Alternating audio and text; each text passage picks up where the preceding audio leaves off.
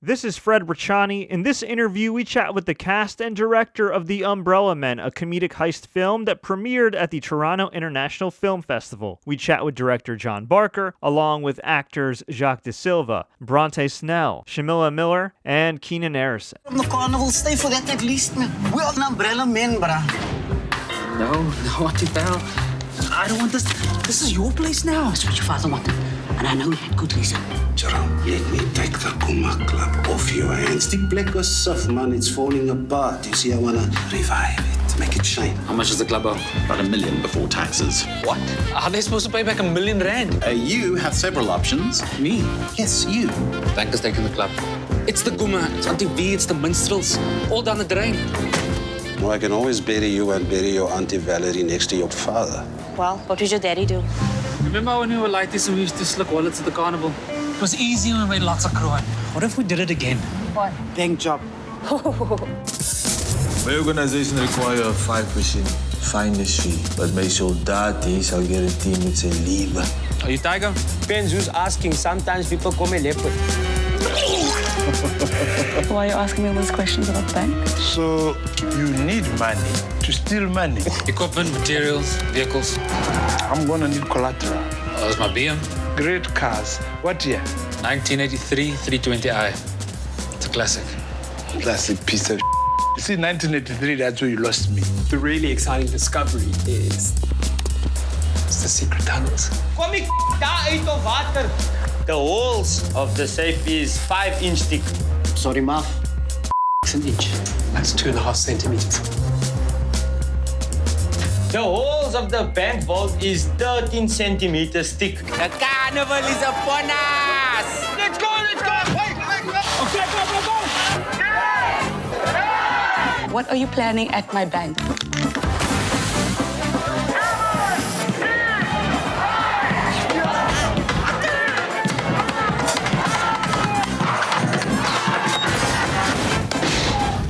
This thing better work like clockwork. We don't have a plan B. Must be missing an angel. You brought the gun in here! Because I brought a gun on my pistol! It's stop! Here with me right now. Well, I'm here with the cast and the director of The Umbrella Men, which of course premiered at the Toronto International Film Festival, TIFF. Got a lot of rave reviews so far for good reason. This is a comedic heist film, as we saw in the trailer and preview clips. So I got to ask you, John, as the director, how'd you come up with this film? When'd you wake up one day and say, you know what? I want to plan a heist.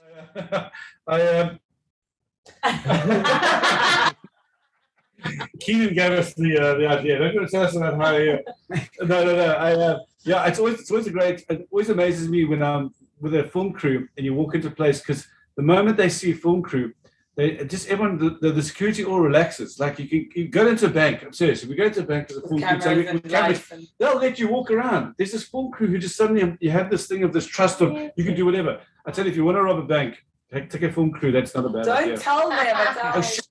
That's Umbrella Men 3.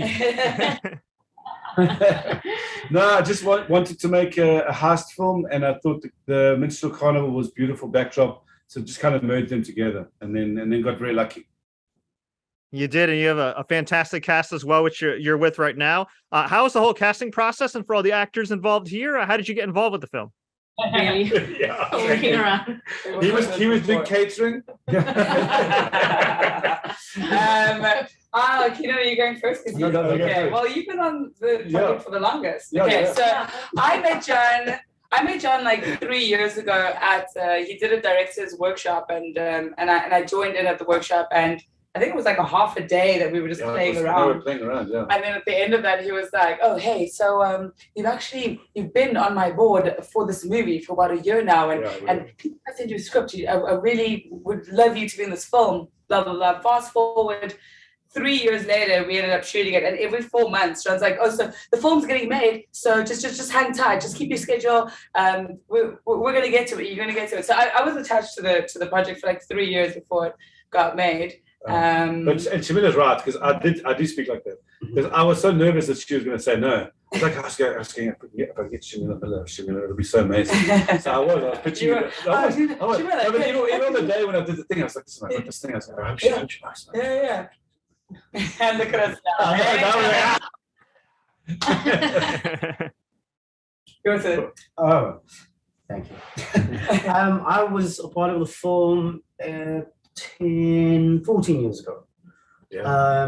And I came on board. It was also, I had to cast, and John did a teaser or proof of concept. And after 10 or 14 years, my role grew, and Mortimer, which is a leading role, but yeah, I've been attached to the project ever since. For a long time. Yeah, we had an actress who, it's unfortunate, we had one actress who's a friend of mine who was going to play the role, but the film's taken so long to make that she's too old for the role now. So I hope she doesn't watch this, but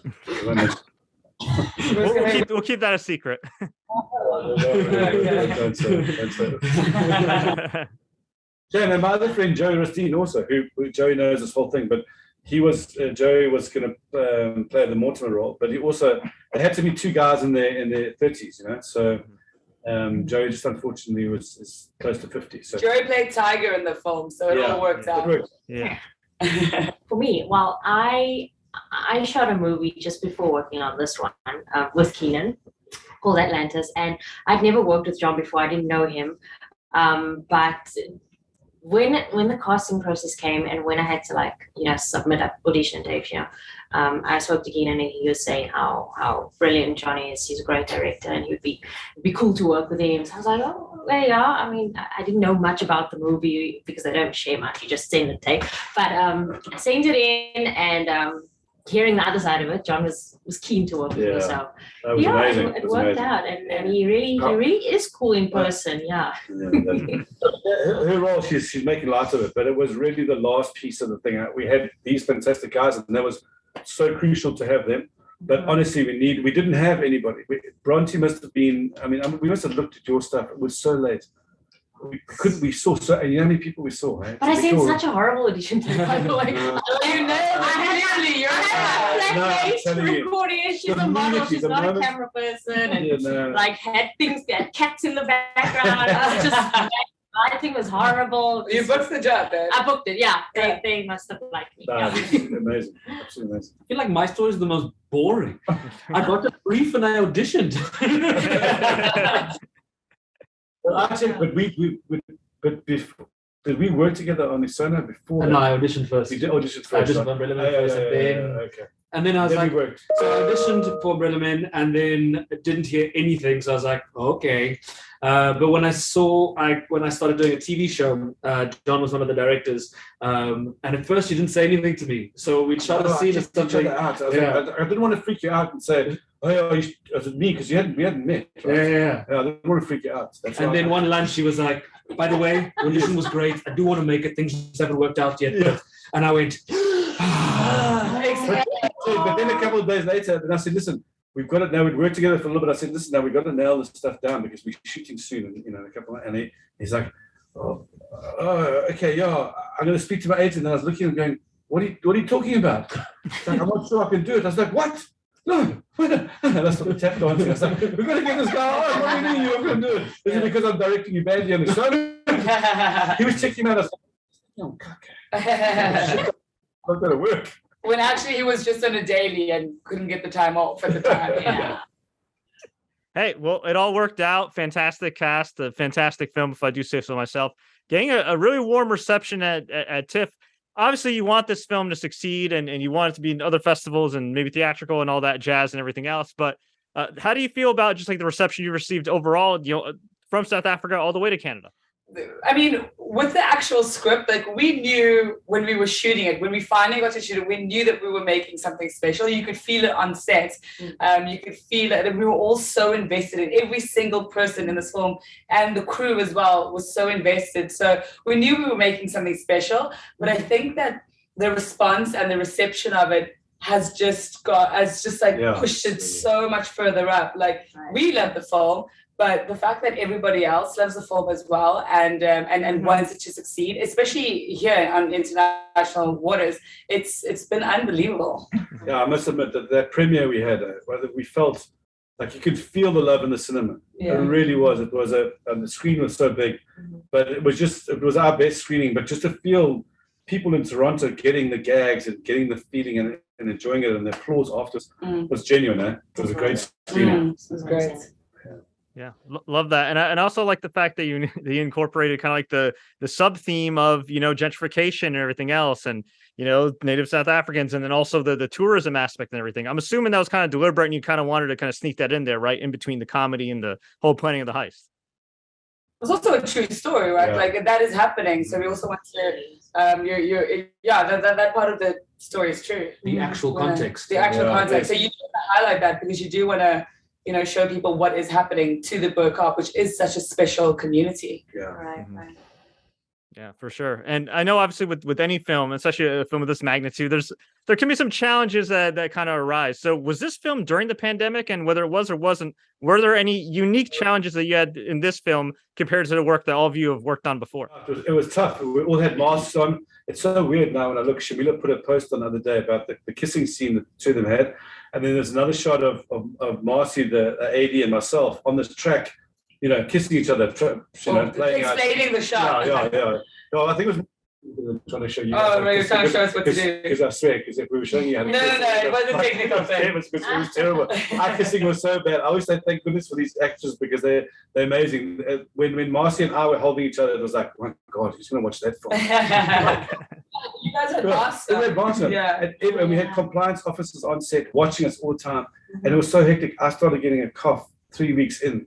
And the day of the kissing, remember? And I was sick. And we tried to, the line producer tried to hide it because he said, John, everyone knows you're sneezing too much. I tried to hide it. And we tried to sneak one day. And the next day I said, she phoned me at like 5:30 before I got to set. She said, shit, the compliance officer said you have to come and test for COVID. And I was like, and it was that day, and I said, no, we have to delay it. So she tried to hide the fact that I had it, and she tried to push them out. And then one of the main producers came, Lynn Ann came and said, Bill, he has to test now. And I was so scared because if I had tested positive, we would have shut down completely, or they would have got someone else to direct. And I love Themba, but I thought, fuck, if Themba directs the rest of my film, I'm going to cry. And especially that day, like I was looking forward to that day. That day was so cool. Yeah, and it was a very crucial day. And I was like hours away from doing it. I thought, if I get COVID now, I would die. Yeah. I swear I would have died. You saw the drama, huh? Yeah. Britt said, John, come downstairs. And you knew there was something. And you were stressing. You were like you were literally sweating. I was sweating. I was. Yeah. And when we found out I wasn't, when they came in and said, celebrate. Yeah, I fell on my It was just because it's like you're working a lot, right? So you're exhausted. It was just like a little exhaustion card. And then I didn't have COVID. None of us had COVID. So thank God we didn't get shut down. But they were the safety officers were really strict. Like even like when we were on set sometimes, actors, we're very intimate, very close. And sometimes you just need a hug. If we were like holding each other, the safety officer would be like, no. Yeah. Stand apart. Move away. Yeah. And so we were very. But with like we said, we also do know with good reason, right? Obviously. Like, we all. Why? Yeah. No, we understand why it was done. Obviously, it was a pandemic, but that was a difficult thing to have to deal with within the shoot for me as an actor because I am very touchy feely. Yeah. Did it immediately click for all of you during the auditioning process, and then eventually going on set and filming it for real? We weren't really friends before. We knew of each other, but none of us were friends. The two of them met a couple of weeks before shooting at John's house for a meet and greet. Can I tell you, I was I'd seen Keenan work before, and he is incredible. And so for me, he's like aspirational for me. Like I want to be able to say that I've done the body of work that he's done. So when I saw him, I was like, this is not fair. My first movie and I have to play opposite him. And it is, and isn't the sidekick supposed to be not attractive? But I mean, I think again where John was incredibly smart is because it was my first one, to be able to play again opposite someone who is so smart, who is so generous, who is so aware. It was a gift. It was an absolute gift, and I am very, very grateful. Yeah. Absolutely. And you guys rocked it. We did. We followed love on set. We were staying in the same hotel, and so we were hanging out before work, after work, during work, and I think we instantly connected and clicked, and fell in love with each other. So that's what you see on the screen. And we're so lucky to have that. I'm telling you, it's about details. You know, if somehow one of the four had not clicked in some way, we wouldn't be here. You know, that is what it's about. It was so genuine, like what you're saying. You see, these two felt like they were best friends forever. And these three, and then this love affair was great. It was just, we're just so lucky. The chemistry was amazing. For you as a director and for all you as actors, was there anything in particular you learned about yourselves in the process of making this film? Something that you kind of took away with that you'll take for future projects? I am a rock star. He is. You come on the screen. It's his first film. To lead a film like this it's crazy. So you're so right. With so many rock stars around you, I didn't actually realize, like as you said now, that it must have been quite daunting for you to come in. I mean, Abdul Rahman Adams, who's got an amazing career, right? Yeah. June Van Merch has got an amazing career. Kagiso Ledika is kind of like this guy who directs and produces, and then Joey Rasdeen and Shamilla Miller, Dan Jaques. I mean, these are all big names in South Africa. These are all like actors, genuine, heavy hitters, you know. So I suppose that's quite a thing for you. But he killed. Commanded the screen and just and slotted right in, and you deserve everything because you are a rock star. Sometimes I imagine if there were other, like we did so many auditions at different times, you know. I think about other people in the roles and I'm going, it wouldn't have worked. Disaster, right? I'm saying other actors are not up there, but it's about the chemistry, right? It's like you think, shit. Take it away. Sorry, what did you I'm take pretty good at like mimicking and pretending to play guitar really well. Yeah. So that's fun. Because people kept asking me, "Do you play guitar?" Like, was that you? That was amazing. I was like, no. You can strum a little bit. I've seen you strum. I can play guitar, but not like that. Yeah. Okay. And because I was at your rehearsals, I heard you do the things. I do enjoy playing a musician. I'll have to do a role where I'm like a real rock star, like seriously. Well, this no, there's more rock star. Yeah. Starts with your first scene is in the recording studio with Shoma Josie and Moonchild. Ooh, I'm Bella Man too, baby. There you go. Coming to the screen at you. What did I take? You know, I mean, I learned something new in every film. In this film, I worked a lot harder on certain things, especially when we were talking about chemistry.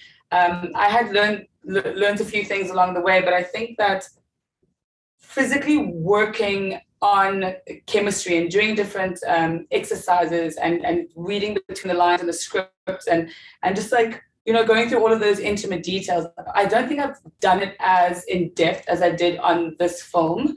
And it was such an important factor for me, and you see it on the screen and I see how much it is needed. So I think from here on out, that's something that is definitely good. I'm going to take that with me on every set that I go on so that I can try and produce something that is at least 50% as good as what was on the screen. I think for me, it's definitely been a growing experience. John and the producers made it so easy for us to come to set. I think I felt involved with the entire process. John kept us in the loop with everything. When it got to script and changes, he'd involve us. And usually when you're working on a film, you get there, you say your lines, you leave. You know, it doesn't become this collaboration. And it did feel collaborative from the beginning to the end, from script table read. Prior to that, even. So it's definitely the kind of set and film going forward that I'd like to work on. That's awesome. For me, I mean, a lot of my films before this have been mostly with comedians, really, and I found that this mix of, we pushed hard for a mix of actors and comedians, more actors in this, and I think that for me, I've learned so much, and I love my comedian friends. I found a newfound respect for actors, you know, and it's just a completely different headspace. That these guys are just amazing. Every time we asked, there was never ever like take after take after take, kissing take after take after take after. Their lips were red like they'd be kissing so much. And I actually, I was like scared to come and ask you guys, we didn't get that. One more kiss. One more kiss. And so they told like the idea of trying to make the scene work, and they're so professional that it was just an absolute joy. It was honestly the easiest film I've ever had to make. Actually, one of the easiest gigs I've ever been on, because they were so giving. I was just blown away. It takes the pressure off you, because sometimes when you're like getting people that don't understand, we have to go again, and then trying to be original all the time. It's so draining. And they give you this amazing like improv thing, and then they go, well, that's it. Then you go, no, we actually need this, and then you start getting like it's hard. So it was it was amazing, and I'm very fortunate that we're going to possibly be doing a second film together. So I'm really looking forward to that. I really am looking forward to crafting. Get on set, craft. Now we can do 14 hours because you're all money. Awesome. I love that. Now, just some kind of just like random and rapid fire questions, just kind of related to the film. We won't give too much away, but just some people more have an idea about the film and some of the themes about it. So if I had to ask all you, what's harder to plan, a heist or the carnival? Carnival. All right. Who's the most intimidating character, and why is it Auntie V? Man, she's brilliant. Yeah. She's a rock star. That's a rock star. And I love that you saw it. You know it immediately. Yeah. Right. As a person, June, she just commands that space, and she pulls up the room with her aura. With her presence.